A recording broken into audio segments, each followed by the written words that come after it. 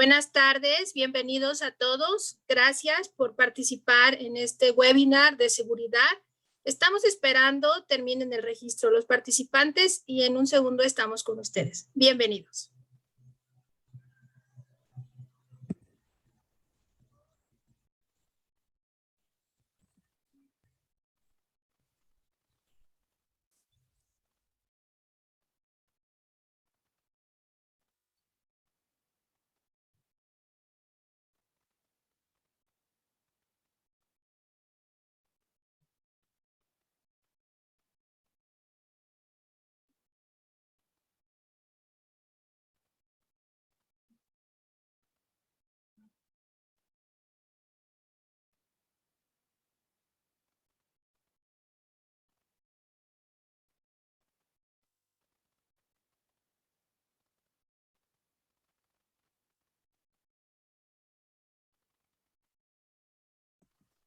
Buenas tardes a todos. Gracias por conectarse al webinar de seguridad. En un momento iniciamos. Estamos esperando termine el proceso de registro. Gracias.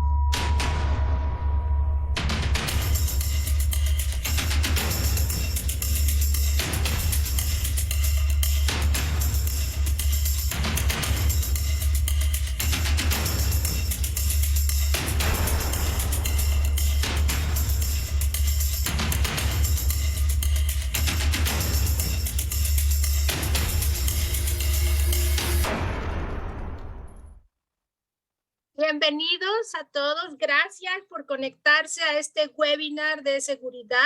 Una vez más, la Oficina de Seguridad de Oracle México está aquí, les da la bienvenida. Y bueno, felices de estar con ustedes en este espacio. Vamos a tener un contenido increíble de muchísimo valor para ustedes.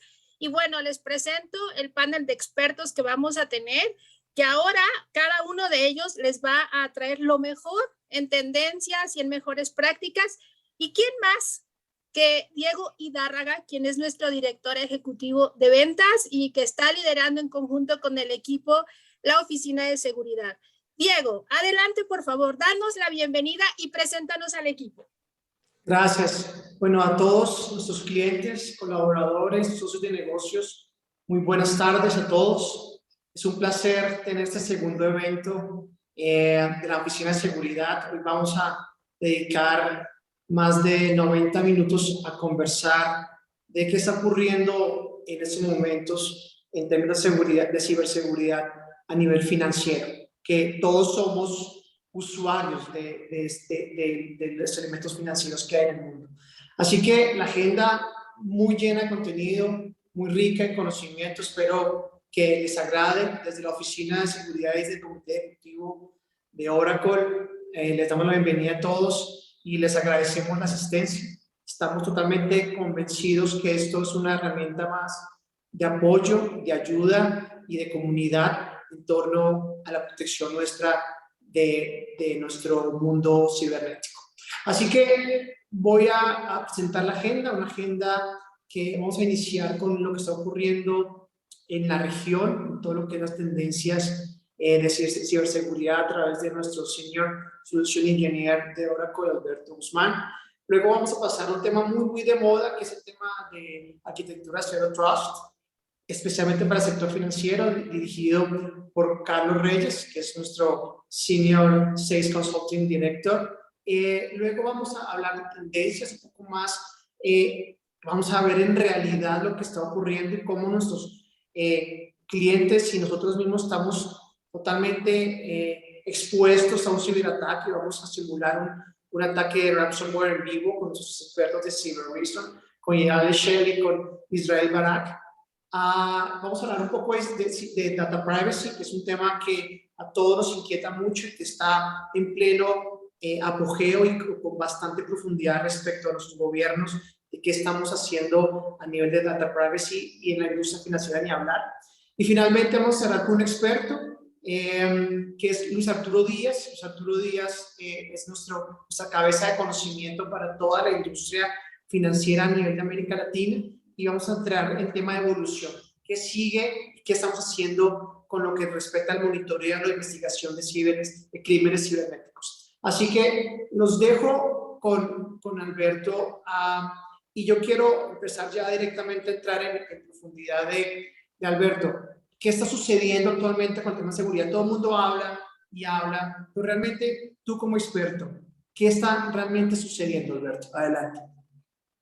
Gracias, Diego. Muchas gracias. Bienvenidos nuevamente. Estamos muy agradecidos de su presencia a este evento de ciberseguridad, y también estamos muy entusiasmados de formar parte de este gran equipo defensivo multidisciplinario para hacer un frente común junto con nuestros clientes para enfrentar estos nuevos desafíos en materia de ciberseguridad.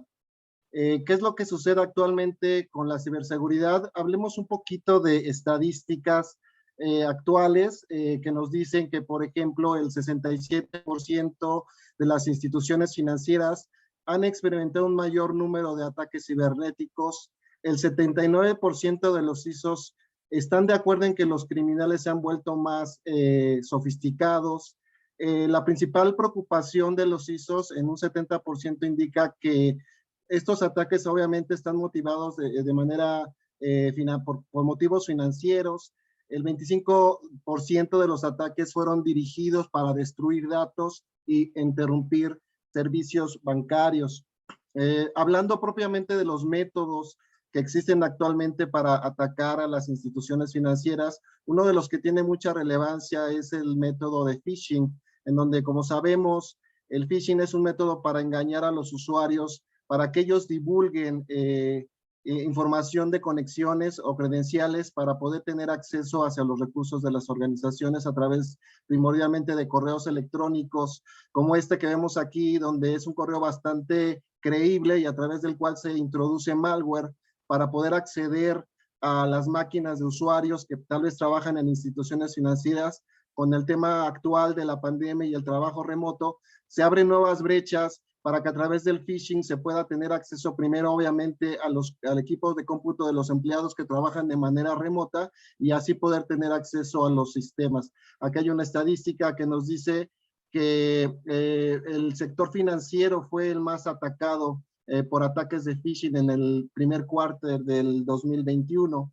Hablando también de ransomware, que es otro método de ataque, pues podemos ver que también las estadísticas van en incremento. Esta modalidad de ataque pretende cifrar, llegar a los sistemas, cifrarlos, hacerlos inoperables y poderlos poner en operación nuevamente a través de un rescate. Vemos las estadísticas que los ataques de ransomware se incrementaron en un 520% en marzo y junio del 2020, y en un 151% en los primeros meses del 2021. También hay algunos informes sobre este tipo de ataques en relación a cómo proceder con el rescate. Hay ciertas estadísticas que nos hablan de que es más costoso la remediación de un ataque que fue pagado el rescate, es más costoso, 2 veces más caro que un ransom que no fue pagado. Entonces, aquí de las recomendaciones que hace el FBI es que no procedamos a hacer un pago y asumamos, digamos, las posibles consecuencias que esto pueda tener, pero al final los costos de remediación van a ser menores. También hay otro tipo de ataque, como los ataques de inyección de SQL que atienden a vulnerabilidades que existen en las aplicaciones, inyectan sentencias SQL ofensivas hacia nuestras bases de datos, otros tipos de inyecciones como Java, File Inclusion, etcétera. Y bueno, también los ataques de denegación de servicios. El sector financiero experimentó un 30% de incremento en los ataques de denegación de servicio en el 2020. También tenemos algunas otras estadísticas que nos indican, por ejemplo, que el sector o la industria financiera y de seguros tuvo 382 ataques en el 2020. La industria más afectada fue la de salud, con 484 ataques. Tenemos algunos comunicados del FBI que nos indican que esta escala de ataques criminales es algo que no se había visto antes y que es algo que posiblemente se ponga peor. Recordemos el caso del 2018, cuando se atacó el sistema financiero mexicano del SPEI. Aquí hay algo que es interesante resaltar. Dice que la evidencia de los análisis forenses practicados por las instituciones financieras apuntan a que se estuvieron involucrados personas con un conocimiento muy avanzado de los procedimientos de seguridad interna. Esto es algo para llamar la atención y que debemos de empezar a revisar nuestras estrategias de seguridad. Normalmente podemos llegar a confiar en que una seguridad perimetral hacia el exterior es suficiente, y hoy en día lo que tenemos que ver es que la seguridad hacia el interior también debe de robustecerse. Otros comunicados o informes como de Gartner nos indican que los líderes del sector financiero están ahora enfocados en minimizar el riesgo operacional y modernizar los sistemas legados. La infraestructura digital es de las principales inversiones que están haciendo los negocios financieros, y el área de talento es la de más alto riesgo. También hay otro informe que nos dicen que las organizaciones están encontrando que hay más activos computacionales afuera de nuestra infraestructura, esto también por el tema de la pandemia con el trabajo remoto, que están fuera de nuestros controles de seguridad tradicionales. Y mientras tanto, los ejecutivos reconocen el incremento en los riesgos de seguridad, y las áreas y los líderes de seguridad y manejo de riesgos deben de considerar esto para adaptarse al cambio y asegurar la resiliencia.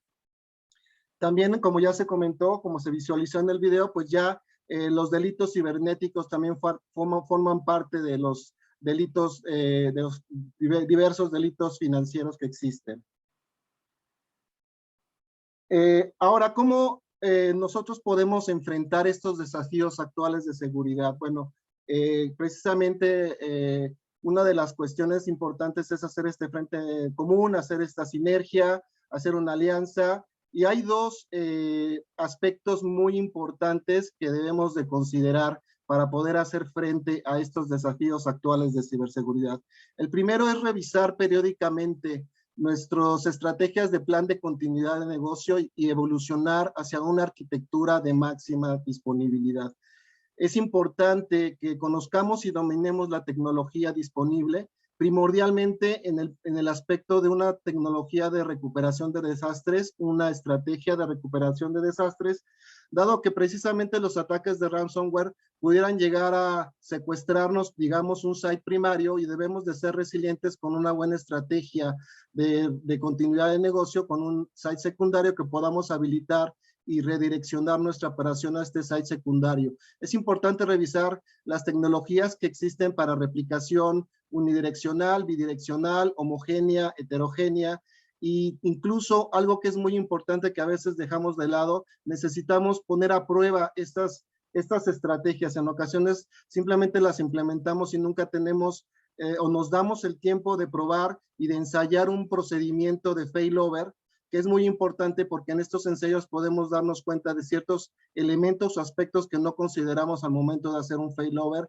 hacia un ambiente secundario. También otro aspecto importante pues es toda la cuestión de respaldos, las tecnologías nuevas que nos permiten hacer una recuperación de respaldos más eficiente, es importante revisarla y también de la misma manera como debemos de probar nuestros mecanismos de failover, también a veces nos confiamos con pensar que solo con tener los respaldos ya es suficiente, pero también hay que realizar evaluaciones o pruebas de cómo podemos recuperar rápidamente nuestros respaldos en caso de una contingencia. Ese es uno de los puntos importantes que podemos empezar a revisar y a fortalecer para dar frente a esta situación. El segundo elemento importante es evolucionar hacia una arquitectura de máxima seguridad. Y esto, dado la situación que estamos viviendo, el concepto de Zero Trust empieza a tomar una relevancia muy importante, que es un concepto que está centrado en reducir el nivel de confianza de la red, considerar cómo diseñar y desplegar los controles de seguridad apropiados, basándonos en la asunción de que la red es hostil y no se puede confiar. Normalmente, por ejemplo, precisamente con esta situación en la cual nuestros mismos, los mismos empleados internos podrían ser seducidos tal vez, empleados administradores seducidos para participar en un ataque, es importante que por cada acceso hacia nuestros recursos deba de haber un proceso más fortalecido de autenticación y de control de accesos, de tal manera que de esta forma estamos precisamente reduciendo el nivel de confianza que tenemos en este sentido.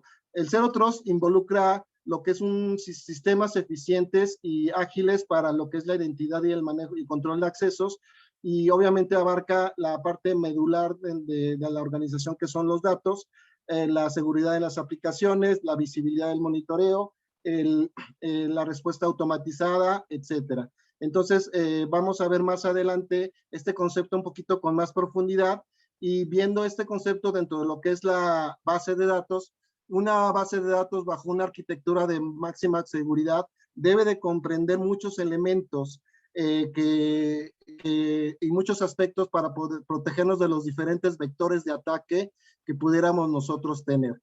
Entonces, dentro de una arquitectura de máxima seguridad podemos tener ataques de diversa índole, ataques a través de la red, ataques a través de una escalación de privilegios, ataques de abuso de privilegios, ataques de acceso directo a información que no está encriptada, etcétera. Aquí el mensaje primordial es revisemos cómo es nuestra arquitectura de máxima seguridad en relación a nuestras bases de datos y veamos qué aspectos nos hacen falta para poder llegar a esta arquitectura de máxima seguridad.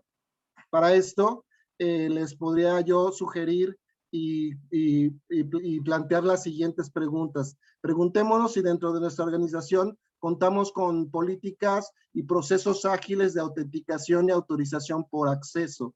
Si nosotros contamos con rutas de confianza para acceder a las bases de datos. En ocasiones, pues desde cualquier lugar se puede uno conectar a una base de datos y eso no es lo mejor. También preguntémonos si nuestra base de datos está encriptada, nuestros datos sensibles están encriptados, si sabemos dónde están, si tenemos una gobernabilidad de nuestros datos sensibles, dónde se encuentran, un inventario de datos sensibles, si estos están en disco, perdón, si estos están encriptados también en los respaldos, si existe una segregación de funciones entre las áreas de seguridad y las áreas de administración de base de datos, si nuestros administradores de bases de datos tienen acceso a los datos sensibles, si tenemos implementados controles de auditoría a nivel fino, si tenemos visibilidad de cumplimiento de configuraciones seguras, si está protegida la información de auditoría o es volátil, o si la tenemos centralizada, si tenemos protegida nuestra base de datos contra intentos de inyección de SQL, si contamos con mecanismos para evitar la proliferación de datos sensibles en los ambientes pruebas, etcétera. Entonces, pues básicamente esto es el panorama, algunas estrategias y recomendaciones que podemos ofrecer, y reiteramos esta parte en donde nosotros queremos formar parte de este equipo defensivo para poder hacer frente a estos retos de ciberseguridad. Ahora voy a dar pie para que abunde un poquito más en la arquitectura Zero Trust a Carlos Reyes.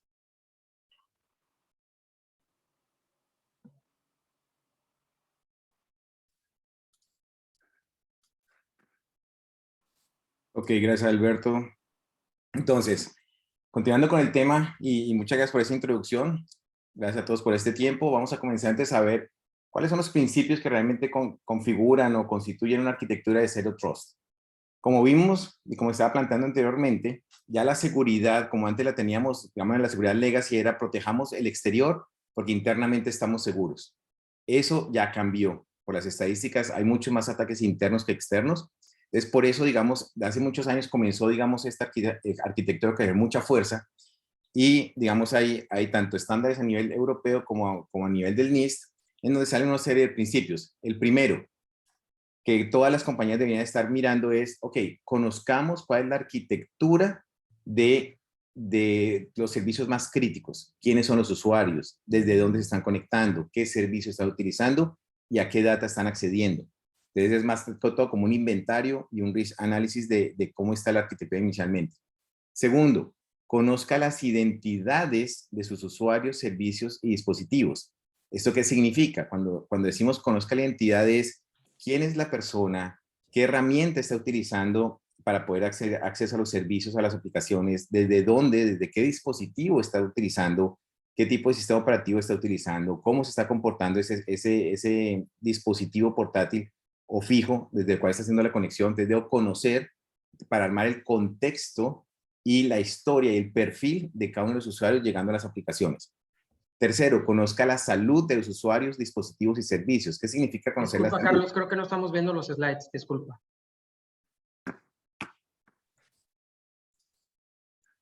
Ahora, perdón. Ahora sí, gracias. Perfecto. Gracias. Entonces, tenemos el tercer principio, es conocer la salud de los usuarios, dispositivos y servicios. ¿Esto qué significa? Los dispositivos están en sus últimas versiones de firmware de parches con respecto a la parte de seguridad. ¿Cómo es desde dónde me estoy conectando? ¿Desde dónde se conectan los usuarios? ¿Cuáles son los usuarios y los horarios de uso de conexión de esa comunidad hacia ciertas aplicaciones, hacia ciertos servicios? Todo eso comienzo a aprender, y obviamente aquí comienzan elementos de inteligencia artificial, machine learning, donde comienza a conocer el contexto para después comenzar a ver qué autentico, a quién autentico, dónde autentico y a dónde doy permisos. El siguiente principio está asociado a utilizar políticas a cada requerimiento de autorización. ¿Qué significa? Antes, por muchos caminos, vamos más adelante, decíamos, hoy tengo una conexión a través de una VPN, abro un canal y de ahí puedas ir a donde yo quiera, cuando ya me pude comunicar, digamos, desde un sitio remoto a la empresa o a la compañía. Aquí lo que me está diciendo es, no, cada conexión, llámese a nivel de red, a nivel de datos, a nivel de servicio, a nivel del aplicativo, debe tener una validación y una autenticación. Eso me lleva a lo que llamamos autenticación y autorización everywhere. Este everywhere es el usuario, tanto externo como interno, debe pasar a través de un autorizador, ¿ok? En lo que llamamos un trusted proxy, en donde ese ente, en cada una de sus capas, a nivel de networking, a nivel de datos, a nivel de aplicativo, debería estar validándose en cada una de las transacciones. Después tenemos, obviamente, en el monitoreo de los dispositivos y servicios. Aquí es donde muchas veces decimos, ok, como Oracle, tenemos mucha fortaleza en un extremo, que es la parte del data center, donde están los datos, la transferencia, la llegada de los datos, la conexión a las bases de datos, el monitoreo, las auditorías, todo lo que estamos guardando con las arquitecturas de máxima seguridad de datos. Pero ¿qué pasa en el extremo del usuario? En los dispositivos portátiles. Ahí también tenemos que estar monitoreando qué está pasando con los dispositivos, qué están implementando, qué software están utilizando, qué software nuevo están instalando, digamos, en esos dispositivos que pudieran ser vectores de riesgo para ingresar a las redes. Por eso, en esta oficina de Cybersecurity contamos con recursos múltiples y por eso más adelante vamos a ver con mucho más detalle a los expertos de Cyber Reason para cubrir, digamos, este end-to-end desde el dispositivo portátil hasta el data center. ¿Qué tenemos otra vez? No creer o no confiar en ninguna red, incluyendo la propia red interna. Esto significa que cada conexión a un servicio crítico, independiente que sea externo o interno, debe pasar a través de un ente regulador. Y el último principio que tenemos es obviamente comenzar a arquitectar con servicios que sean diseñados a arquitectura Zero Trust. En este caso, muchas de las empresas estamos hoy viviendo un tema de movimiento hacia la nube. Tenemos empresas y corporaciones muy grandes que vamos a tener ambientes híbridos, temas en on-premise, temas en nube. La nube de OCI de Oracle está totalmente alineada y compatible con la arquitectura Zero Trust para poder interactuar en ese ambiente híbrido. Vamos a ver más adelante un ejemplo. Ahora, la siguiente pregunta es, ok, ¿qué pasa si no comienzo a trabajar en este tipo de tecnologías, en este tipo de arquitecturas y no comienzo a evolucionar para trabajar en esas arquitecturas? Puedo caer en lo que hoy puede estar pasando con mi sistema legacy de seguridad. Para eso vamos a ver un pequeño video acá, un ataque real de social engineering. What do you think of when I say the word hacker? Some creepy dude in a basement? Well, that's a misconception. What if I told you there's a class of hackers who don't just have social skills? They have more social intelligence than anyone you'll ever meet. David Kennedy. Ay, perdón. Se me fue uno para atrás.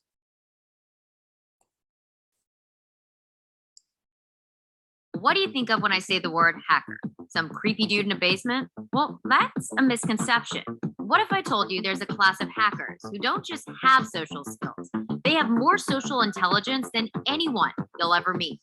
David Kennedy is one of them. He's what's known as a social engineer or a people hacker. His craft is to dupe you into doing things and sharing information you probably shouldn't. Can I just get your credit card number? Some use it for illegal activity. In David's case, companies pay him to find out if employees are leaving the company vulnerable. He and his team show us how it's done. Step 1, spoof his number so it looks like he's calling from inside the company, and then call tech support. Hello, you there? Hello? Hi, this is Ken. How may I help you? I was wondering if you can take a look at a website I'm trying to get to. It's for a big customer thing I'm working on for Monday, and I can't seem to get to the website from my computer. Sure. What's the website? I'll see if I can get to it. Thanks, man. I really appreciate the help. I mean, it could be a stupid thing. I'm really stuck with computers, but so it's www.survey. That's SURVEY -pro.com. Yeah, I got that prompt to open. I just put open and I'm at the site now. Here's what the IT guy doesn't realize. By clicking that link, he's just given David full access to his computer. Whoa, okay, that's weird. I just hit it and it works. It seems like it's working fine now. Awesome. I don't know what you did, man, but I really appreciate the help. Hey, no problem. That was easy. That was it? We're on this computer right now.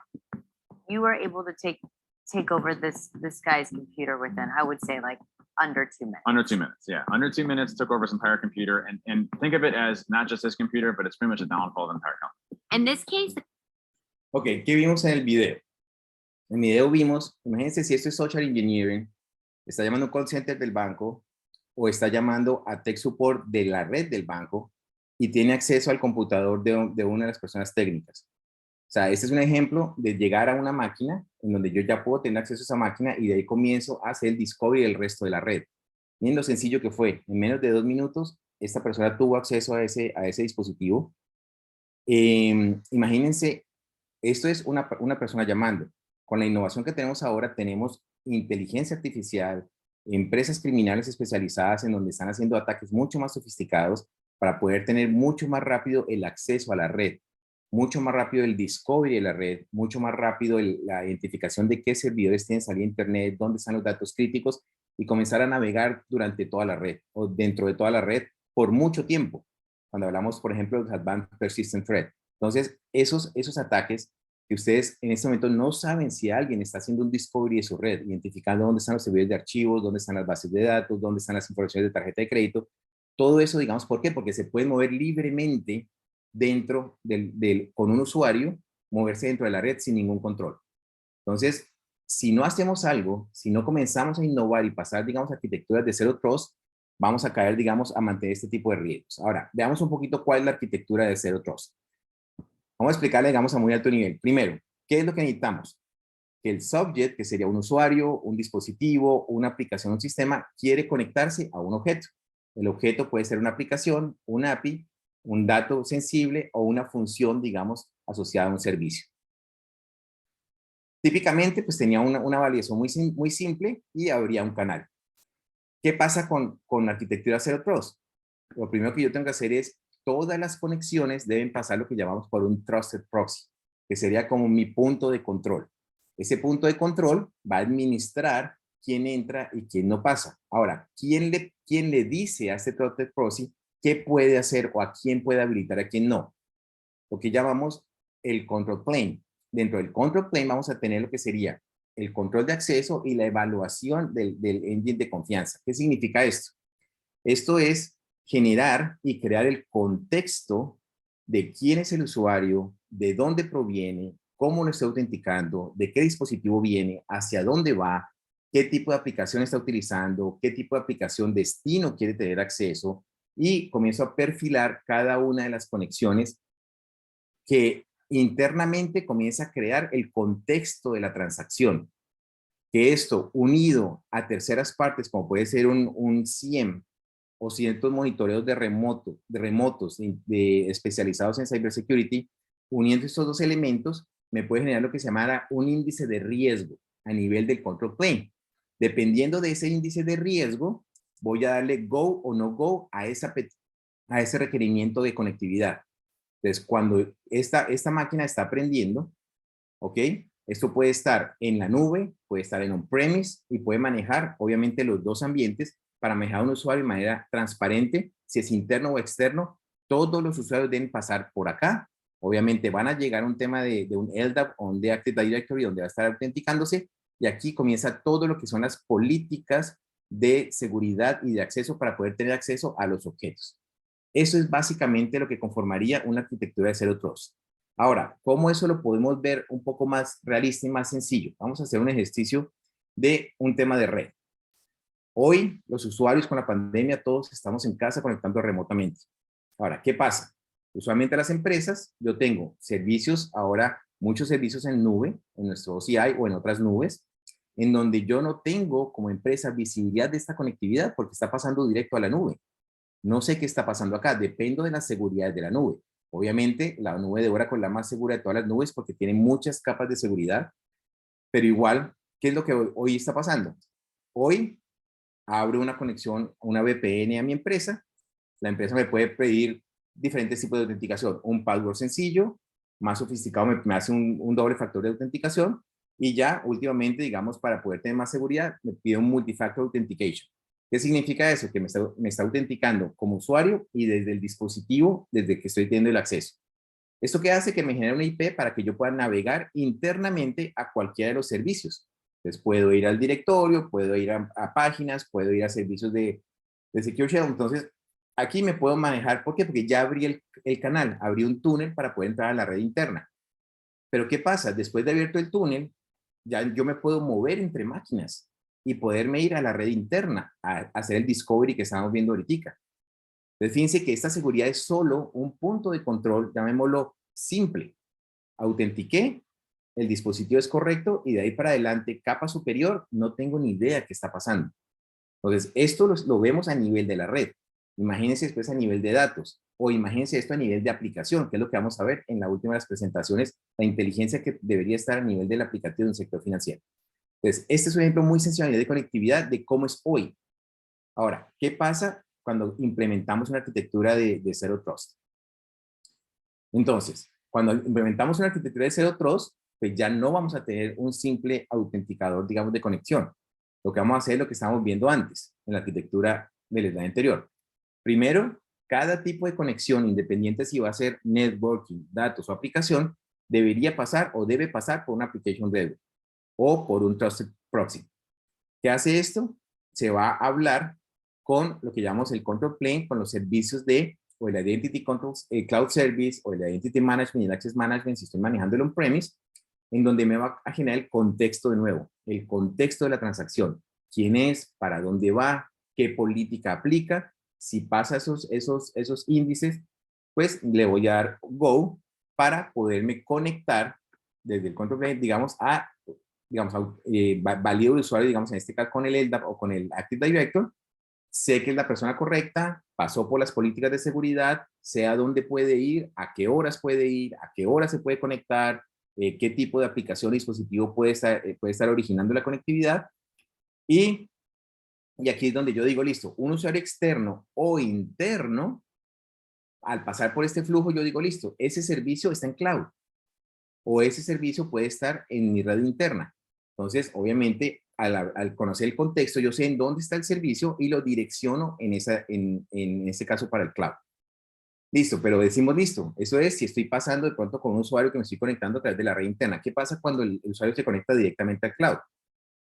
Cuando estaba hablando de un servicio que está en compliance o que, digamos, está diseñado para trabajar con actividades Zero Trust, cuando el usuario intenta conectarse a la nube ya sabe que tiene que ir a autenticarse al control plane, digamos, que está manejando la seguridad de la conectividad. Entonces, si ustedes ven, aquí tenemos la misma seguridad para conectarme al cloud, la misma seguridad para conectarme a la red interna, y para el usuario es totalmente transparente quién lo está autenticando.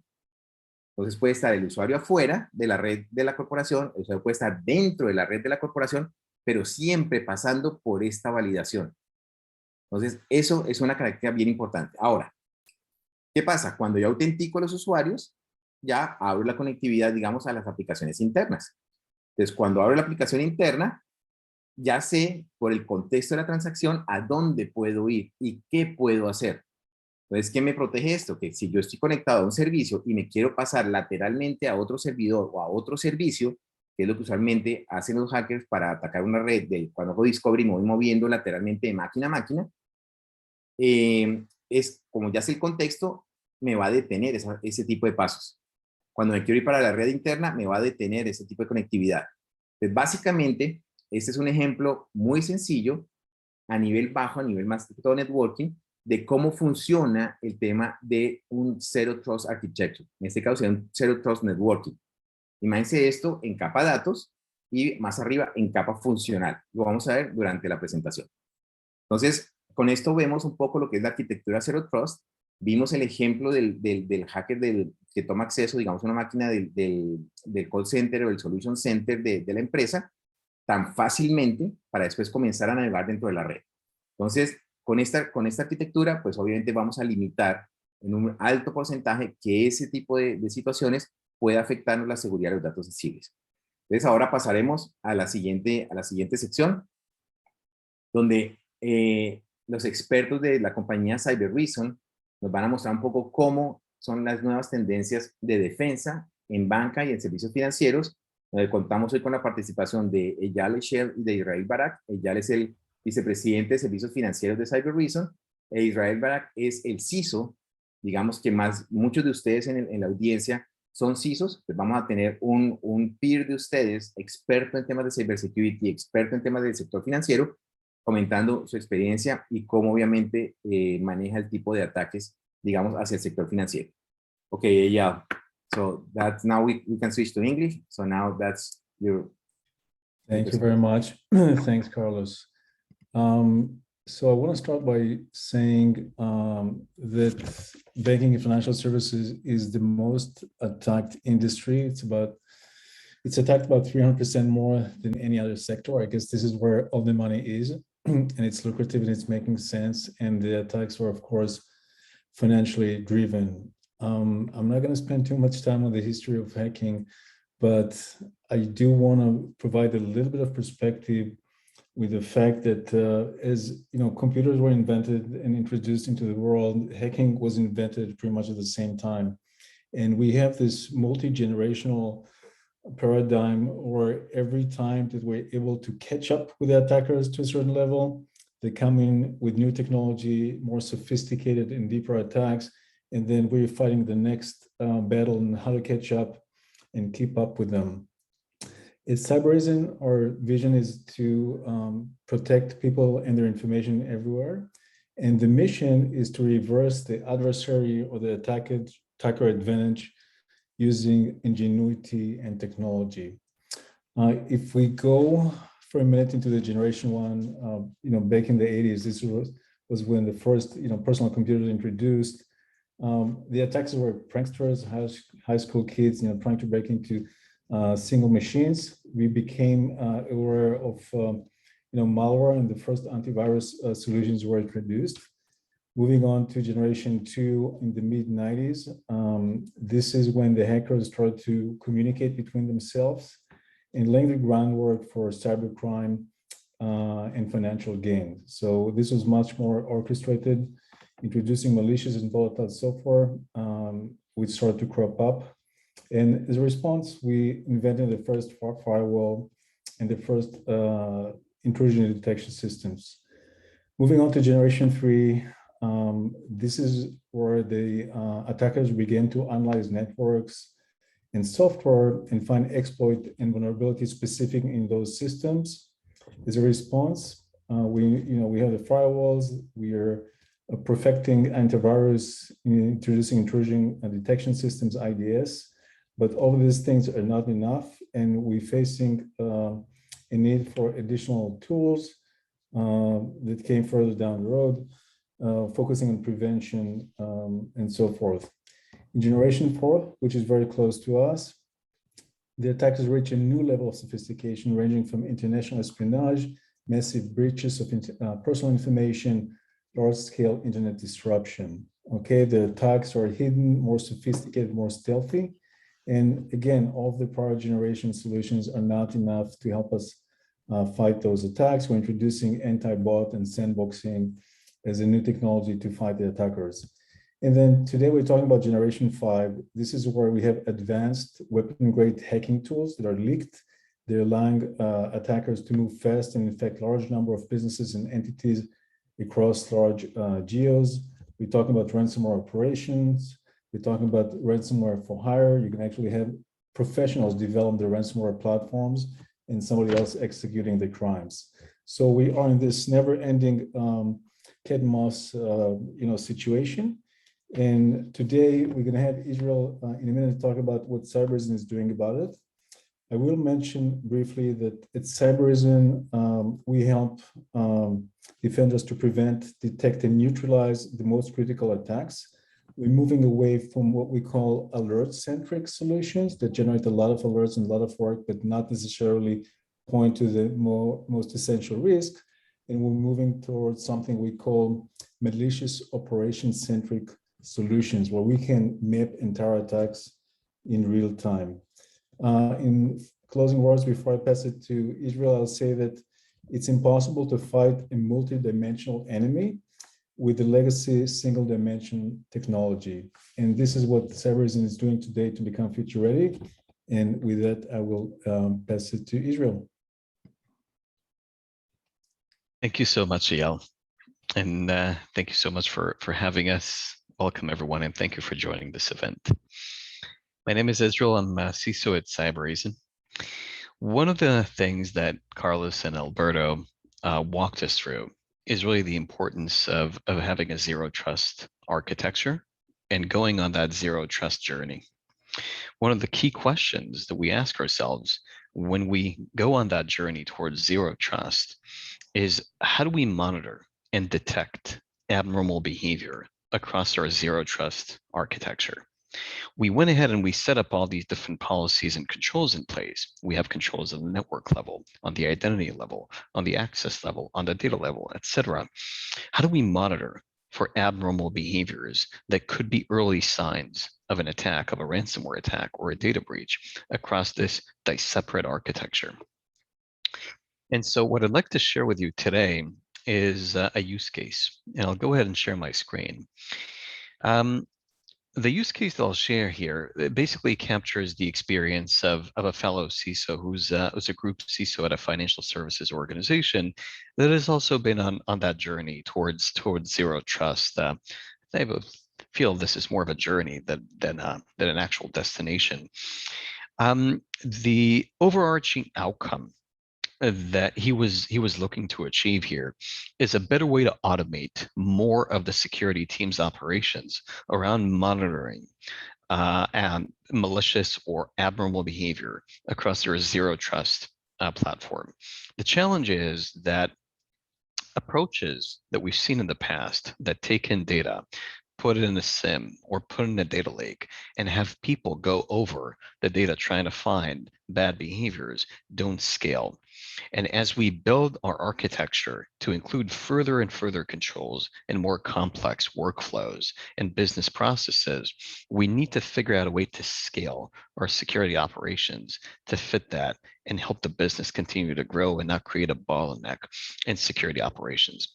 So the key is, how do we ensure monitoring across the zero trust architecture, but with a very large portion of it focusing on automating the team's operations, specifically around incident management, and more specifically around incident mitigation automation. We know that speed of response, the time that it takes us to mitigate an issue, is critical, especially when we're thinking about attacks like ransomware that can take a fairly short amount of time to create a fairly significant impact on the business. So speed and scale are critical. The understanding is that we need to have obviously an assume breach mindset. Some attacks might be able to gain access to the network. We've seen actors like Carbanek, like Fin7, and many others finding ways to get into the network, sometimes via supply chain attacks and other techniques. And one of the key outcomes that we're trying to achieve here is really to reduce the time to detect and mitigate these incidents to reduce risk. Now, in order to secure the type of environments that we're seeing today in the modern enterprise, sort of post-COVID world, in order to secure a work from everywhere environment, we needed a solution that not only provided direct visibility into the global endpoints and the global IT footprint, but could monitor and understand in real time the zero trust elements of it, right? Access to critical applications across cloud and on premises, right? Access to data across different applications and across different business use cases. So, for example, if a malicious operation has been detected on one particular asset on an endpoint, then automatically limit the associated user's accounts and identities ability to access certain applications or data sources. Now, prior to engaging with Cybereason, the group CISO here in this organization and his team had used SIMs and data lakes for incident detection and response. The data lake approach didn't really meet their needs. There were visibility blind spots because of the need that I imagine a lot of us are feeling on a day-to-day basis to compromise on data collection because of data lake costs, right? Data collection costs. There's significant manual work to build detections and to investigate events. And there really wasn't a reduction in the key performance indicator, which is mean time to response. Because when we think monitoring, that is oftentimes the key KPI that we need to be thinking about. How quickly can we mitigate an incident? What is our mean time to response? Now, the group here didn't really want to just collect and centralize data in a single place.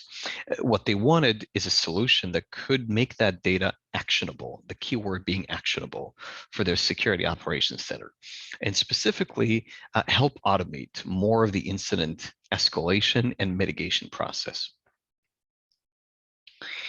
Now, in order to address these challenges, we basically worked closely to extend the group's detection and response capabilities across the zero trust architecture, across cloud services, across infrastructure, across the different controls that are part of the zero trust framework, with direct integrations with identity and access management controls, cloud productivity suites for email, etc., network controls, PaaS, IaaS for hosting and cloud native application development.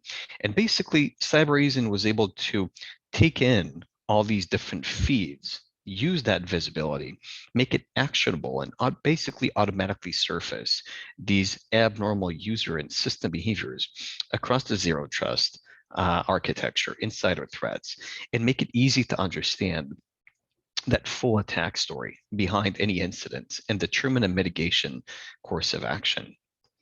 Now, one key capability of the solution that we implemented, delivered from the Oracle Cloud, was automatic correlation of endpoint telemetry against user identities and data access behaviors, right? The approach basically allows detection of threats that would otherwise be overlooked as weak signals. Because when you look at a zero trust architecture, and you think about an attack that is going on, and we saw the movie that Carlos shared with us. Oftentimes, these attacks will start from what appears to be a legitimate identity in the organization, performing what appears to be a legitimate action. But over time, weak signals are aggregated or can be aggregated if we have the right ability to correlate them into a pattern of behavior that is very indicative of an attack. And our job is really just to have the infrastructure that can look across the zero trust architecture and connect these dots as automatically as possible, so we can understand that a series of weak signals are actually very indicative of an attack, so we can accelerate the time to incident detection, to triage, and investigation. Now, another key capability that we implemented was to automatically determine the recommended response plan. At the end of the day, what we're trying to do is not just detect that an abnormal activity is happening. More importantly, it's how quickly can we mitigate that activity, and how quickly can we understand across the various security controls that we have in the zero trust architecture, what are the actions, the mitigation actions that need to be taken on the identity and access management side, on the network side, on the cloud workload side, on the data management side. What are those mitigation actions that need to be taken in an orchestrated fashion to mitigate the risk of a particular incident that was detected? And so a key capability that we implemented was to automatically determine that recommended course of action, that recommended response plan across all the various security controls, which spans both responding to the actions already done by the attacker, as well as attempting to predict what the attacker's next steps will be, and essentially proactively mitigating the risk from these predicted next steps. And that approach allowed the group to accelerate the incident response times and really provide a more complete risk mitigation. From an outcome perspective, and I'll also share maybe a short visual after this slide to maybe provide an example for what the workflow and what that experience for the group looks like now.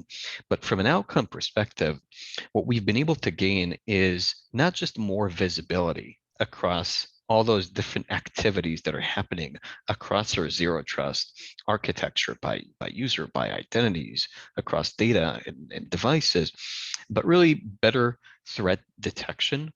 We've been seeing a sharp increase in the percentage of incidents that we can now automatically mitigate at a very early stage of the attack lifecycle, and a very sharp decrease in the amount of time the SOC team needs to spend on incident management. And that really is directly impacting that ability to reduce incident risk. Now, to visualize what we've done here, I'd like to share an example with you.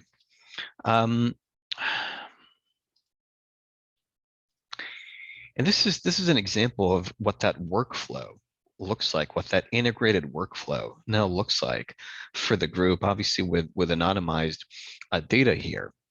In this case, what we can see is actually an example that's fairly similar to that example that we saw in the video that Carlos shared with us on that social engineering that is targeting an IT help desk operation. What we're basically able to see is how the system aggregates telemetry or data from user activity, from endpoint, from identity and access management systems, from cloud platforms, from email systems, to basically construct in real time a sequence of event that represents an abnormal behavior across our zero trust platform. In this case, we can see that what the platform was able to identify is that a particular event that happened on the endpoint protection side, a particular piece of macro injection, right? That phishing attack that happened on the endpoint side actually has a root cause of an email that was sent to this individual. And that email was also sent to other individuals in the organization, other people within the IT help desk organization. We can also capture automatically within this correlated view that during that session, there was an abnormal use done of that user's Okta, in this case, single sign-on identity, to access an enterprise data repository. In this particular case, it's a source code repository. In the video that we saw, it was an internal organizational business portal.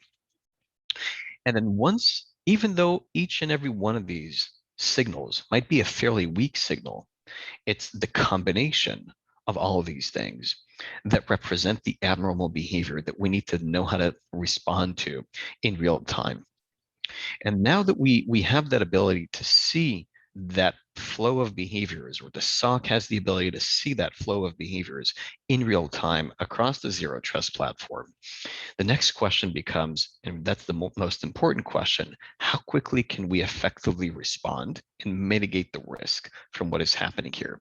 That individual that we saw in the video now has access to a system. How quickly can we close that access and mitigate that entire set of issues that were identified here? And so the system basically allows us to look at the chain of events that happened in the environment and automatically recommend a series of mitigation actions across the various zero trust controls that we have in the environment to essentially mitigate, remove the attacker from the environment and mitigate the risk. In this case, taking a series of actions on the email that was sent to make sure that emails get quarantined, to make sure that people in the organization, in the IT help desk that received copies of these emails will no longer have them in the inbox, so we don't see reoccurrences of this incident. Taking mitigation steps on the endpoint of that IT help desk technician that was compromised to remediate the issue on the endpoint. On the identity side, making sure that we mitigate the risk of malicious use of that identity, enforcing multi-factor authentication, resetting credentials, etc. And on the data side, ensuring that the identity can no longer access the data in this particular case that the adversary was trying to access as part of this process.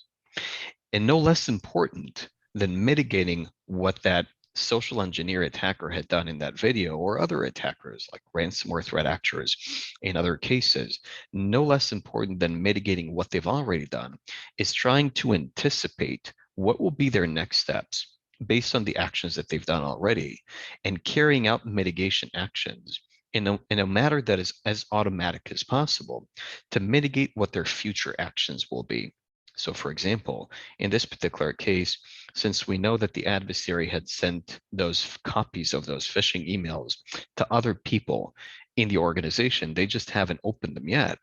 Obviously, we want to make sure that we remove those emails from these other inboxes, and we take mitigation actions to reduce the risk on these additional identities that were likely targeted by the attacker as part of this attack. And so overall, what we're trying to achieve here is looking at that entire zero trust construct that we're putting in place in that journey that we're going through. It's about making sure that we have a scalable, automatable capability to monitor that entire architecture, including all the controls that are part of it, to identify abnormal behaviors, even based on weak signals, correlate them together into attack stories that the SOC can take very quick mitigations on, and even based on these automatically generated recommendation processes, automate a lot of the mitigation actions to ensure that we reduce risk and reduce that mean time to response. And with that, I'd like to thank you and transfer the baton over back to the team. Thank you, Israel. Muchas gracias. Ahora vamos a darle la bienvenida también a Juan Carlos Carrillo, quien es director Cybersecurity, Privacy and Forensic Services para PwC. Él nos va a estar hablando sobre Data Privacy. Muchas gracias, Carla, qué amable. Pues sí, la verdad es que creo que termina redondeando, porque no solamente es que tengamos estos temas que nos platicaban ahorita Israel y Eyal, sino que al final del día también tenemos un tema que tenemos que estar considerando, que es la privacidad. Me gusta siempre platicar esta historia de Cassandra, de hecho se llama La maldición de Cassandra, es una mujer que vive en la época de Troya y un día se le aparece Apolo y Cassandra era muy guapa y le ofrece el don de la adivinación. Cassandra acepta, pero una vez que acepta que tiene ese don, lo que sucede es que puede ver el futuro y ve que le va a ir muy mal con Apolo y entonces lo rechaza, ya no quiere tener una relación con él. Y Apolo ahora le pone una maldición de que nadie le crea. Entonces muchos de los que estamos aquí hoy platicando con ustedes y seguramente muchos de ustedes que están en una oficina de seguridad o de privacidad tienen esta maldición, la maldición de Cassandra. Saben qué tipo de ataque va a suceder, saben dónde está la problemática, pero tristemente no tenemos la capacidad de convencer a nuestros clientes internos de este tipo de cosas. Y la problemática que estamos teniendo al día de hoy es que el atacante tiene un objetivo muy específico, que es monetizar el ataque.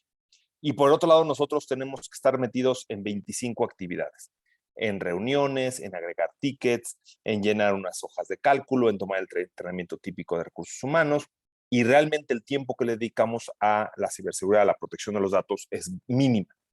Y esto me gusta para cerrar esta parte introductoria, mostrarlo en la bellísima historia de Jurassic Park, donde decían que no habían reparado en gastos y habían hecho una inversión millonaria, pero realmente eso era una falacia, es lo típico que pasa en muchos de los proyectos de privacidad, de seguridad, de estrategia de digital, ¿no? Contratan a un solo programador para el correcto funcionamiento de un parque lleno de dinosaurios devoradores de hombres. Entonces, ¿qué tan relacionado o qué tan real es este tema de prioridad del negocio para proteger los datos, para tener una estrategia digital con los componentes de ciberseguridad?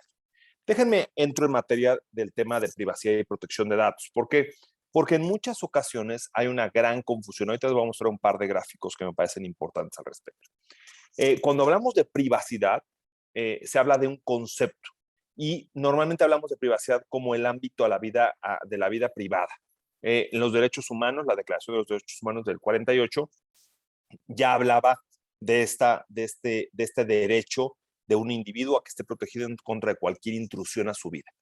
Las leyes, voy a poner el caso de varios países, hablan de leyes de protección de datos.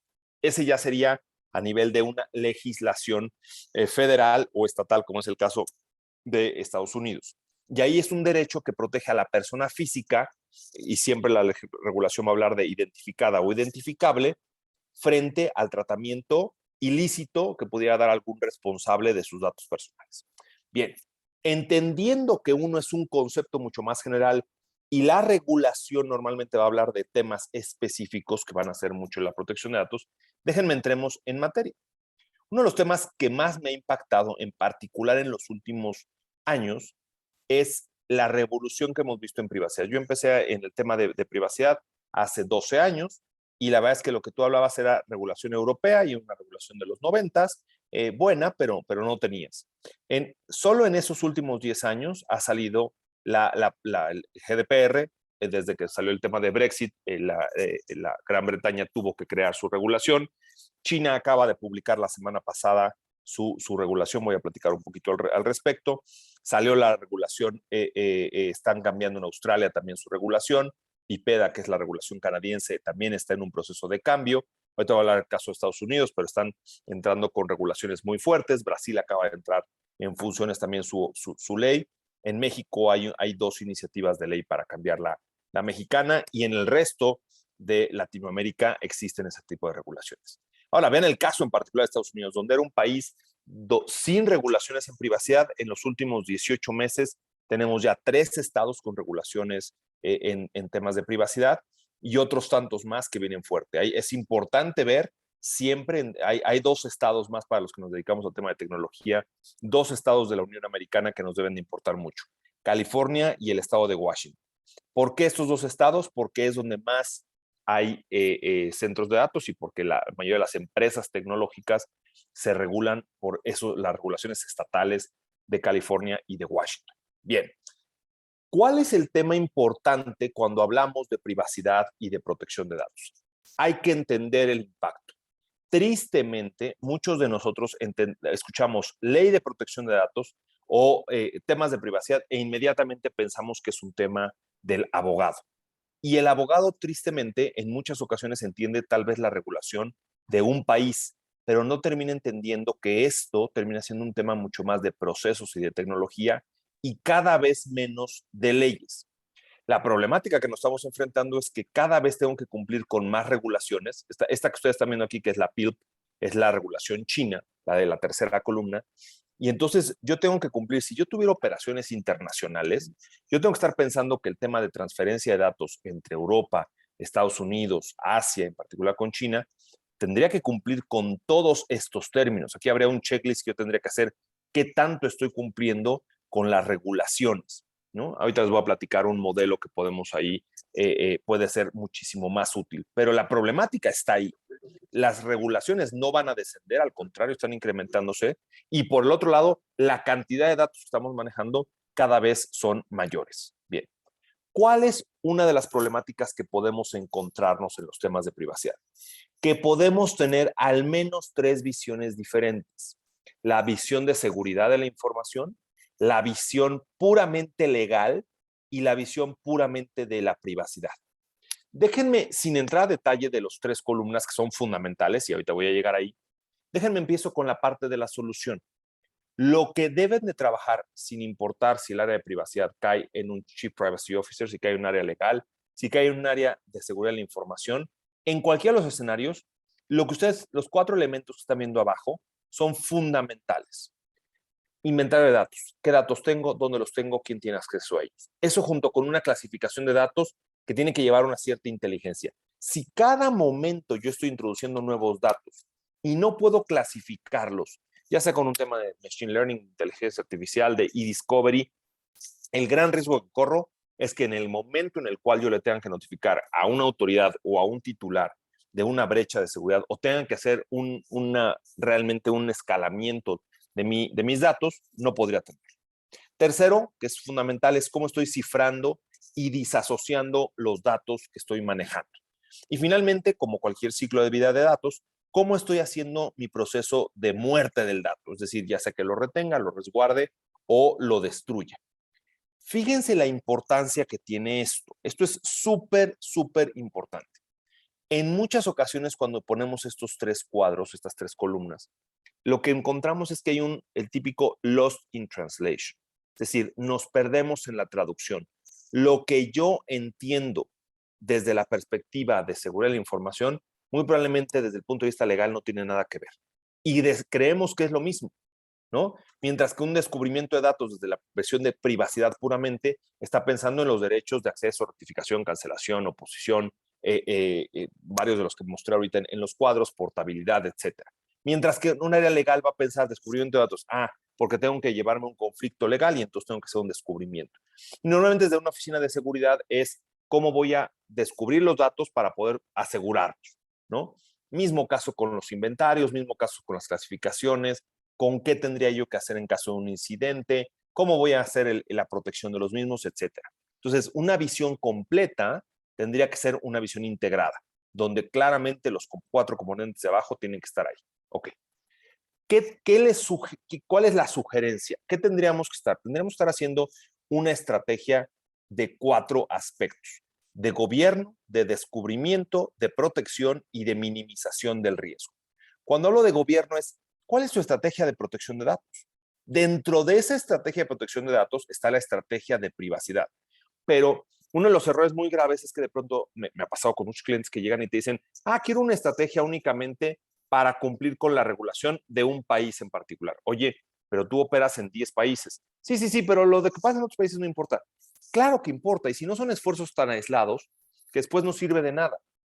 Y por el otro lado, cuando hablamos de una estrategia de protección de datos, es trascendental entender que yo puedo estar manejando datos confidenciales que no son privados. Voy a poner un ejemplo, una fórmula, un tema de propiedad intelectual, un tema de mis contratos, mis precios de venta, mis precios de compra, mi listado de clientes, mi listado de empleados. Entonces hay que pensar en cómo estoy protegiendo eso. cómo estoy alineándome a los procesos de negocio, cómo estoy administrando los riesgos, para qué quiero usar los datos. Tristemente, en la mayoría de los análisis que me ha tocado hacer en los últimos años, más o menos un 30 o 40% de los datos que se administran no tienen ningún uso. Se pidieron porque se pedían, pero no había un uso real. ¿Por cuánto tiempo tendría que guardarlo? Todo el tema del hold management, del legal hold management. ¿Cómo estoy haciendo mis planes de capacitación? ¿Cómo descubro la información, ya sea a través de una clasificación, a través de flujos, a través de inventarios o a través de un tag a cada tipo de datos? Y después en el tema de protección, es fundamental tener una estrategia clara, ya sea a través de un tema de data security, de un tema de data integrity, ya sea un tema de data access, ya platicaban cuando hablaban de Zero Trust. Pensar en Zero Trust sin un access management es imposible, eso no existe, ¿no? Un third party vendor management, ¿qué tienen acceso mis terceros de mis datos? ¿No? ¿Cómo voy a monitorearlo, ya sea mediante un DLP, mediante un CASB? Si voy a estar haciendo un login de todos los datos a través de un SIEM, ¿cómo va a ser mi plan de respuesta a incidentes si llegara a haber una fuga de información? ¿Cómo hago mi ciclo de desarrollo y el ciclo de vida de los datos? ¿Cómo estoy haciendo mi administración de APIs, etcétera? Y finalmente, ¿cómo voy a minimizar en caso de un riesgo con los datos? Ya sea a través de un tema de respaldos, ya sea un tema de archivar la información, ya sea retención o el borrado de los mismos. O sea, una estrategia que no contempla al menos estos 4 bloques en lo general a nivel de protección de datos será una visión incompleta. Entonces, sí tendríamos casi como que hacernos ahí un checklist muy básico. A nivel de privacidad, lo correcto es una metodología que nosotros tenemos en Price que le llamamos el 5x10, que básicamente va 5, que es descubrir datos, evaluar datos, estrategia de datos, diseño de datos y operación de datos. Y en 10 áreas de implementación, ¿cuáles son esas 10 áreas de implementación? Mi gobierno, mis políticas, las transferencias entre empresas, mis transferencias a terceros o mis transferencias entre países, el ciclo de vida de los datos, toda la parte legal, los derechos, lo que llamamos en el caso mexicano ARCO, en Estados Unidos o en Europa le llaman, son los 7 derechos, todo el concepto de privacy by design o privacidad por diseño, la seguridad de la información, que ese es el cómo voy a proteger el dato. Normalmente privacy me habla de un qué y security me habla de un cómo. ¿Cómo voy a manejar un incidente de privacidad? Dependiendo del país, dependiendo de la regulación, le debo de notificar a la autoridad, le debo de notificar a los titulares, le debo de notificar a ambos. ¿Cómo voy a hacer mis responsabilidades de los terceros? Voy a poner un ejemplo. Si yo subo mis datos a una nube, un tercero administra los datos, ¿qué responsabilidad tienen? ¿Realmente hay un modelo de responsabilidad compartida o no existen esos modelos? Y finalmente, todo el tema de capacitación y sensibilización. Déjenme para finalizar y les dejo esto que me parece que sería muy bueno. Les vamos a compartir la presentación, pero si quieren hacer un print screen, me parece que esto es como el checklist típico en materia de privacidad.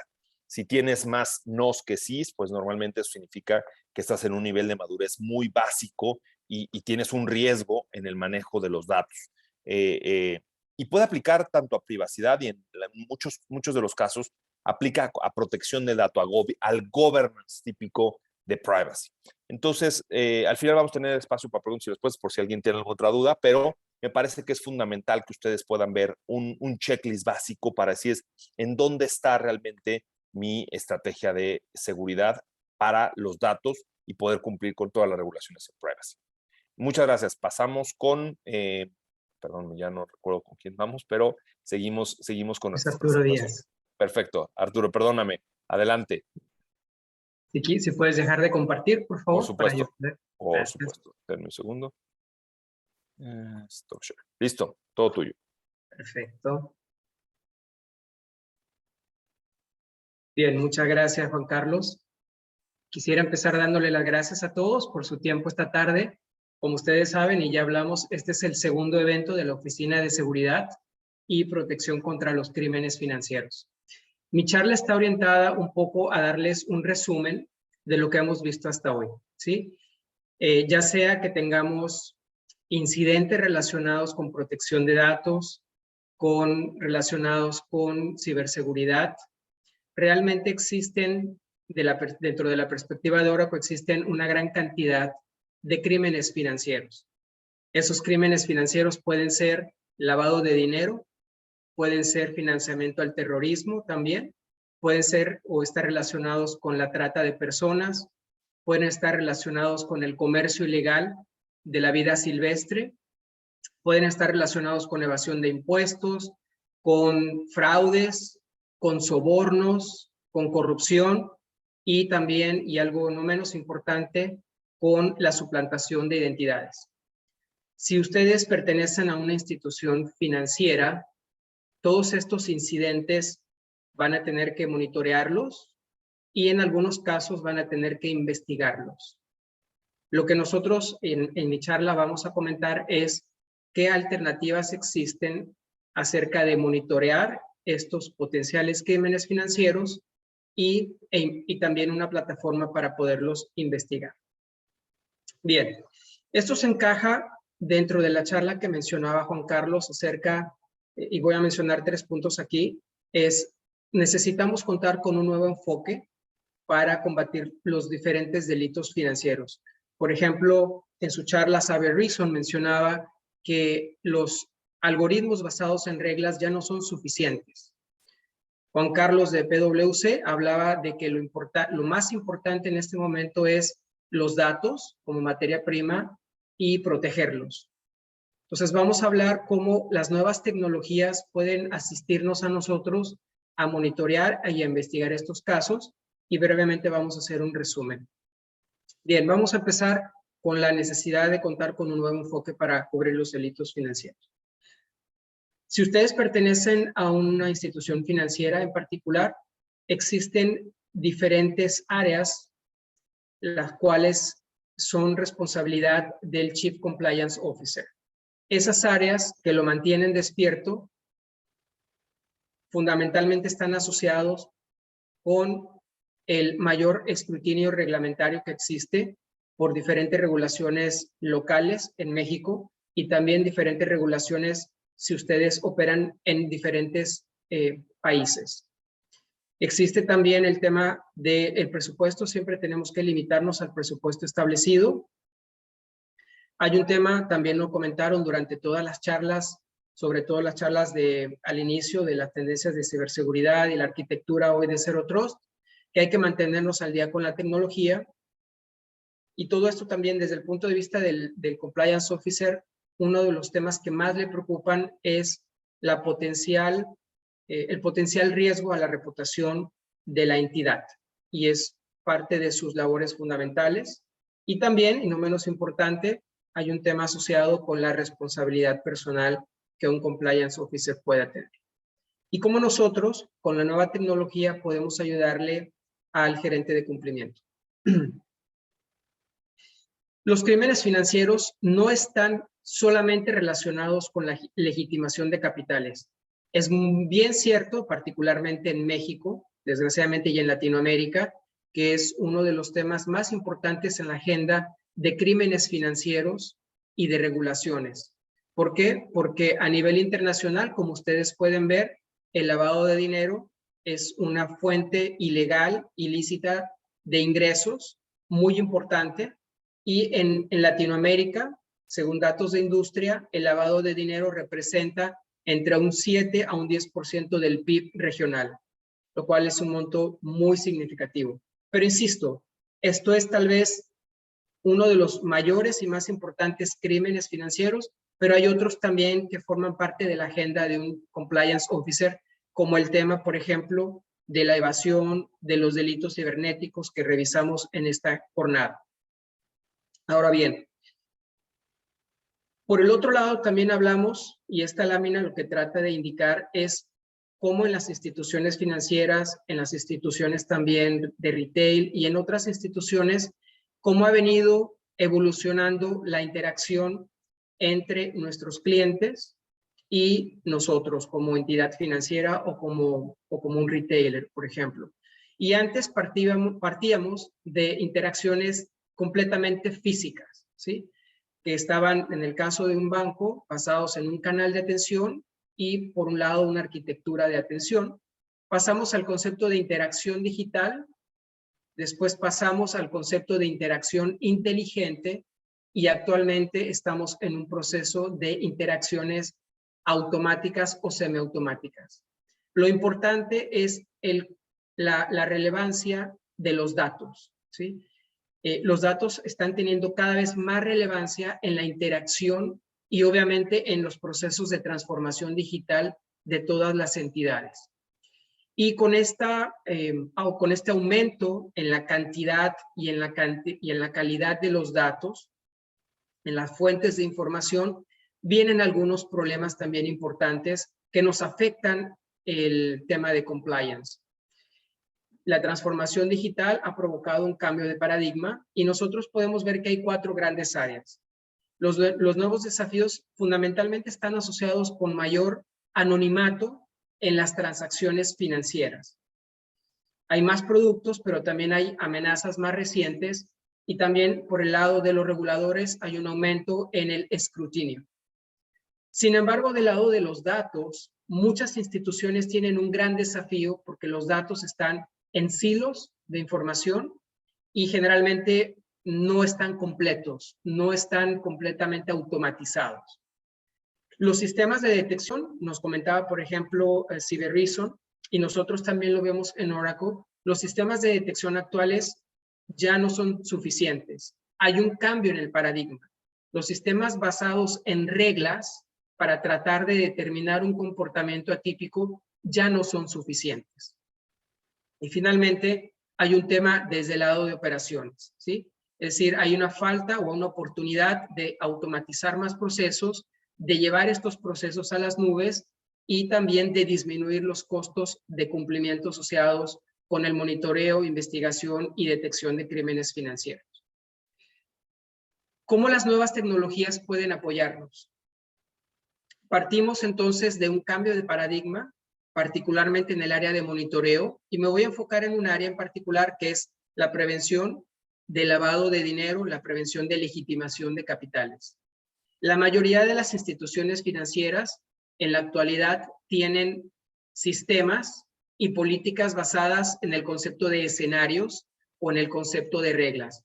Si pasa esto, puedo yo hacer una alerta de una operación sospechosa, ¿sí? Sin embargo, este concepto se ha quedado muy atrás por la nueva automatización y por la entrada de nuevos modelos de negocio. Vemos que muchas instituciones financieras están utilizando las capacidades que nos brinda el Machine Learning y la inteligencia artificial para utilizar decisiones y datos y tratar de predecir si una alerta, si un comportamiento del cliente es sospechoso o no lo es. Sin embargo, en Oracle creemos que realmente el estado del arte en la prevención de legitimación se basa en tipologías, en entender cómo un cliente o una persona, una pyme, interactúa, tratar de descubrir las relaciones que tiene, ¿sí? Y una vez que tratemos de entender la tipología, realmente nos enfoquemos en esas actividades sospechosas, tratando de identificar redes que se dedican a los delitos cibernéticos, redes que se dedican al lavado de dinero, redes que se dedican a la evasión de impuestos, redes relacionadas con fraudes, redes que se dedican a la suplantación de identidad, por ejemplo. Para ello, el enfoque de Oracle es tener una arquitectura basada en 4 pilares. Analizar los datos de una manera diferente, utilizando el concepto de tecnología de grafos o Graph Analytics, descubriendo insight, tratando de brindar más información de mejor calidad proveniente de datos más completos y de menos fuentes de información consolidadas.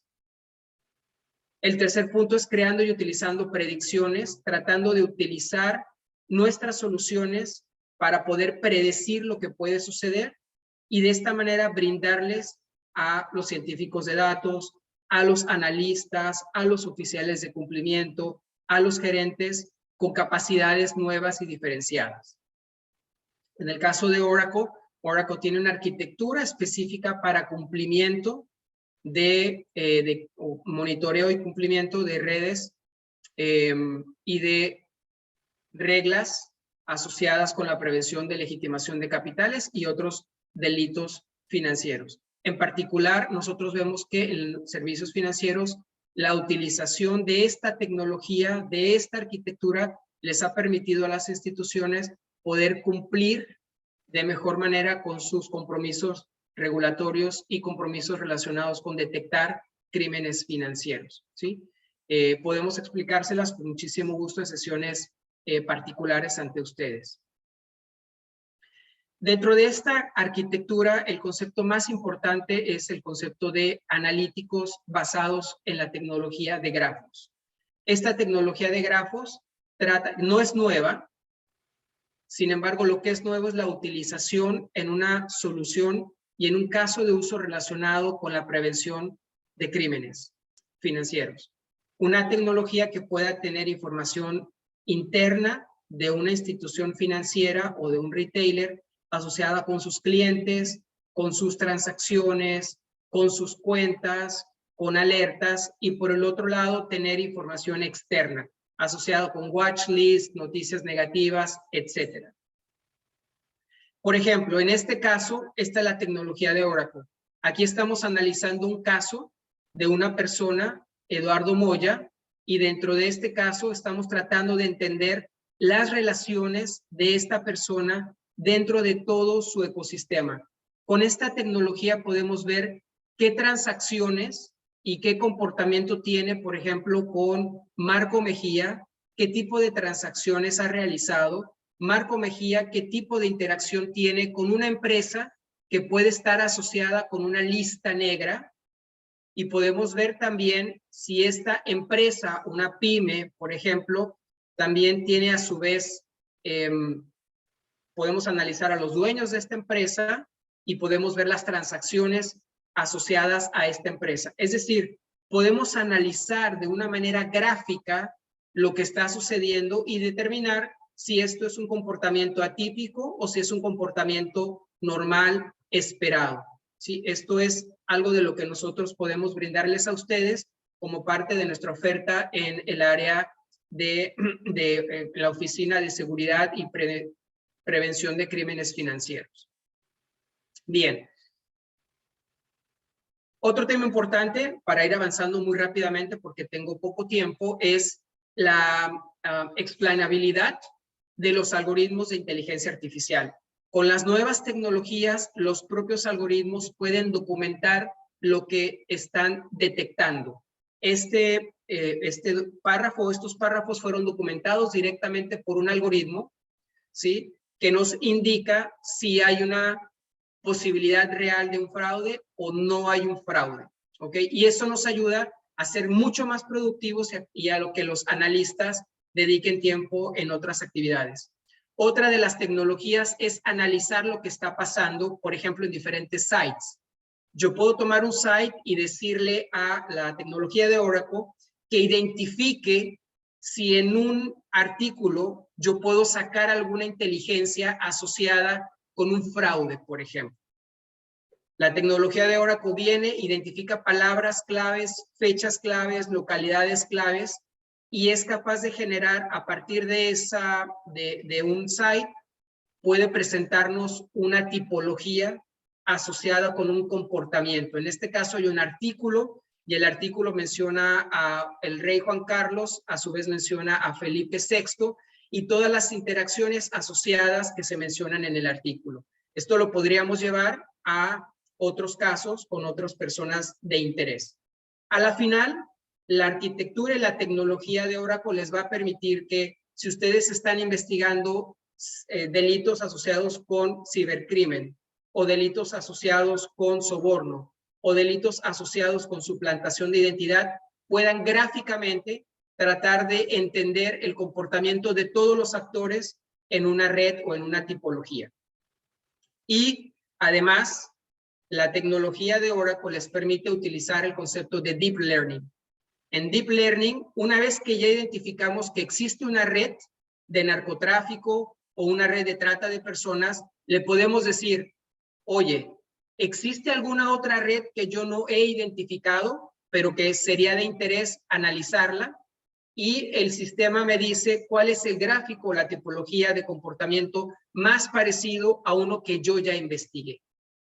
Por tiempo no lo voy a pasar a detalle, pero existe la posibilidad y la tecnología de identificar en nuestras soluciones una tipología parecida a una tipología que ya estamos revisando.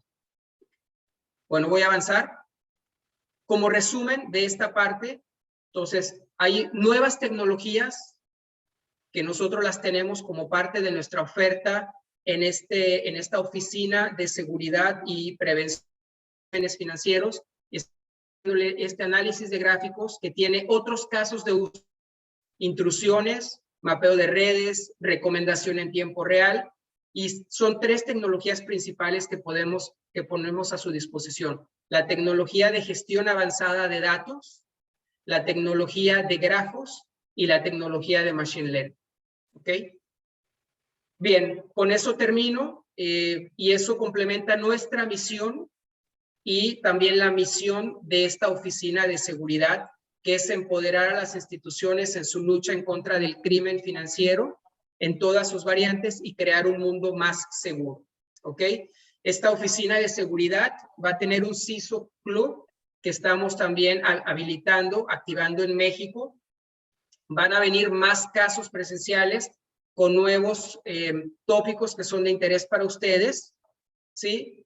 Y también estamos ofreciendo lo súper importante que son nuevos cursos de ciberseguridad con capacitaciones técnicas que no tienen costo para ustedes en materia de ciberseguridad hasta el 31 de diciembre. Es una oferta que tenemos por este mes, aprovéchenla, es una capacitación técnica directamente con Oracle de ciberseguridad. Esa es una oferta que les tenemos para ustedes. Y la otra oferta que también les tenemos es que prueben la nube de Oracle, la nube más segura, como comentaba nuestros compañeros en las presentaciones anteriores, y tienen 30 días para utilizar todas las herramientas que les ofrece Oracle Cloud. ¿Ok? Bueno, con eso cerramos la presentación por el día de hoy. Le paso el control al moderador por si tienen alguna pregunta adicional que ustedes quieran que se la respondamos. Muchas gracias. Luis Arturo, gracias. Por aquí tenemos una pregunta para ti. ¿Por qué es importante y cuáles son los beneficios de la utilización de tecnología de grafos para el análisis del comportamiento? ¿Y cómo recomendarías poder implementarla? Ok, gracias Lore. Yo me referiría a esta lámina. La tecnología de grafos nos permite ver la información desde una perspectiva que de otra manera es muy difícil. Tratar de entender el comportamiento de una red o de una tipología basada en un reporte o basada en un dashboard de texto es muy difícil. La tecnología de grafos nos permite en los temas de seguridad no solamente tratar de analizar e investigar redes de lavado de dinero, sino también, por ejemplo, gestión de identidad, acceso, intrusión de ciberseguridad, que es uno de los temas en particular de esta sesión, mapeo de redes. Pero también esta misma tecnología tiene otros casos de uso no asociados a compliance, pero que también ustedes los pueden tener. Por ejemplo, recomendaciones en tiempo real de un producto o de un servicio y tener una vista completa de un cliente o de una entidad. Muchísimas gracias. Y bueno, para cerrar, y de verdad les agradecemos mucho este espacio, vamos a tener una serie de eventos presenciales. Les vamos a hacer llegar la invitación donde se va a ver espacios tanto hands-on a nivel ejecutivo como a nivel técnico. Entonces, vamos a presenciar ahí incluso paso a paso los ataques. Ya estamos trabajando con unos simuladores y ustedes van a poder llegar. Para esto va a haber una clave porque son lugares donde va a ser solamente por invitación, por temas de salud, pero ya muy pronto ustedes van a recibir las invitaciones. Y también, como parte de la Oficina de Seguridad, los invitamos a ser parte del networking a nivel ejecutivo que se está formando y va a haber también entrenamientos que solamente van a ser para este grupo. Entonces, pues bienvenidos. Y un último tema es, existen assessment para cada uno de estos capítulos que vimos, tanto para, por ejemplo, hubo preguntas de, tengo bases de datos de diferentes proveedores, ¿cómo puedo tener una solución para trabajar y sobre todo tener la seguridad de que con todos estos proveedores mi información está segura?